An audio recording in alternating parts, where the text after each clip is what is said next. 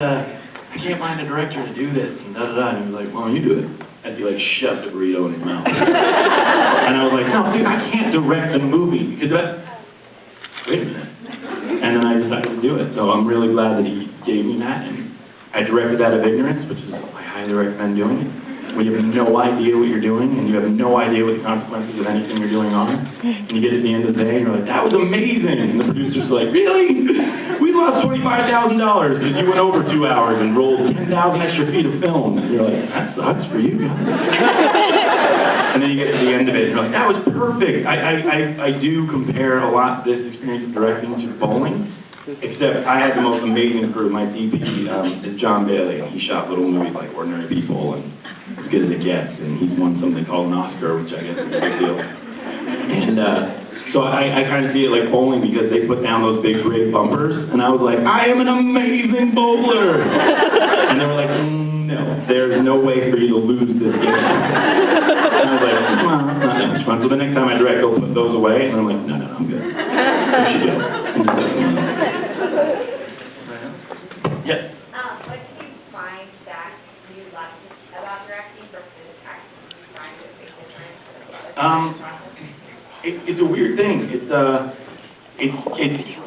It's extremely terrifying, or it was for me, but in that way where your adrenaline kind of crazy, like being in charge of everything is extremely scary, but it's also really cool because you kind of don't have any time to yourself and you're constantly going, and it's really fun. But it's sort of that shot out of a cannon feel that you have when you're directing, whereas when you're acting, it's not like that. I think that there's, you can try to prepare and do things like that. But yeah, acting I think is maybe a little easier because you don't have things like people telling you how much money you lost and things like that. I'm still trying to do the acting thing, and people are like, I bet you are. We're waiting to see whether or not you're worth it. Settle down, everybody. No, I'm still trying to do it. I'm trying to figure out different ways to do it, and it's a pretty exciting thing, and I'm just one of those people who really wants to fail big, so I hope that people like you come and follow me when I do a crazy role, and when it's too much, be like, hey man, settle down. And I don't know what this is, but it's obviously a tiny keyboard, so you don't need 2 hands. You can, or you're an amazing texter, I don't know. But you'll somehow let me know, and I will appreciate it. I saw one way back there. Oh. Come on, no, we gotta go back. Okay, let's go back. It's dark back there, but look at that. Right there. No one has their hands up. No. You lose. Okay, just yeah, there. What's your favorite director or movie other than yourself? You know me so well. I am an egomaniac. Not true. Everybody's like, ooh. Oh, that was awkward. That went a very bad direction. Like, of all time? Or who I've worked with? Or? Of all time. Well, damn. We're going to get into a film class all of a sudden. I really do think that I got to work with one of my favorite directors of all time. I think Sam Mendes is the best storytelling director we have. I really do. I think that he understands relationships and complexity of relationships better than anybody. But greatest director of all time, that's really hard to say. I would say I'm a big Paul Thomas Anderson fan. I think that probably most recently I've never seen a transformation of a director like that. Such swift graduation and evolution to do, I guess, what was it, just before Punch Drunk Love was the last one before? Magnolia. Was Magnolia later? Okay, so to go from Magnolia to There Will Be Blood is like I don't know what dimension he went to and came back, but to me that was like one of the most inspiring movies I've ever seen, so he's just exciting always.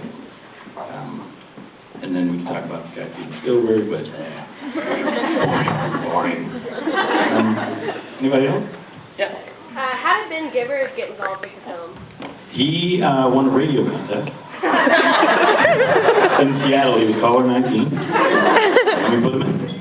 I don't know why he was calling a radio show, it was very ironic, but no, he was a friend of mine for a while, and then what you'll see in the movie is I try to sort of, it's a rather non-linear movie. It's a very different movie than I think you'll probably have seen, and I don't mean that to sound like I'm amazing. It is a different aesthetic. And so I tried to break a lot of the rules as quickly as I could, so you'll see like a jump cut very quickly and stuff like that. But I also, casting-wise, I was like, why not? Why not put someone like Ben in? So I asked him if he wanted to. And he was really nervous about it, but you'll see, I hope, that I think he does an amazing job. So, yay, indie rock people who can also act. Anybody else? Do a couple more, and then actually let's see the damn film. Yeah. Did you ever get to show David Foster Wallace any of the work in progress, or did you ever get to talk to him about how he felt about your appropriation? Yeah. I didn't get to show him any of it. I tried to meet him twice in California. He was giving speeches, and if you've ever heard him speak, it's incredible. But I didn't get a chance to talk to him afterwards. He ended up calling me to give me his blessing, which I think was not only incredibly generous, but it was also a necessity at the end of the day. I think making this film, it would have probably not even gotten made, and definitely not been the movie we have here, because I thought he was lurking out there thinking like, really? Jim from The Office is directing my presentation? God damn it. You couldn't get Gus Van Sant? That was my voice for him, but then when he called, he was incredibly generous and very, very gentle. And it was actually one of the most amazing moments in my life to speak to him, because I was such a big fan. But then he actually said this really cool thing where he said, so let me tell you about this book. And I was like, okay. And he's like, it's a failed experiment. And I thought that was such an amazing term / band name. And he said, I tried to write a story about a character that you never see or hear from, but through all the men around her, you know who she is. And I was like, it's a woman. I'm on the right path. And we were 3 weeks away from shooting when I was talking to him. And then he said, I just figured she's probably a girl doing her dissertation on the effects of the feminist movement and trying to understand the male psyche, and maybe there's some weird personal connection that I never really got into. And I was like, oh my God, that's my movie. And we had this like long pause, and it was amazing. And then another thing he also said is, let me just be really honest with you, I will not see the movie. And I was like, really? He's like, probably won't see the movie. And I said, why is that? And he said, I write books, and books are read, and then books go on shelves. That's what they do. So you have to understand that seeing it in a different medium would be very, very strange for me. And I just thought that honesty was pretty amazing. But to get his blessing, and then to know that we were on the right path, and that we weren't making the die-hard version of Brief Interviews with the Hitman, and I was like, oh, damn it! I thought there would be guns involved. Was really amazing. And to speak to him that candidly was honestly one of the greatest moments of my career. One last question. Do we think this guy's been asking good questions? Send us all off. Let's take a vote. Lights down.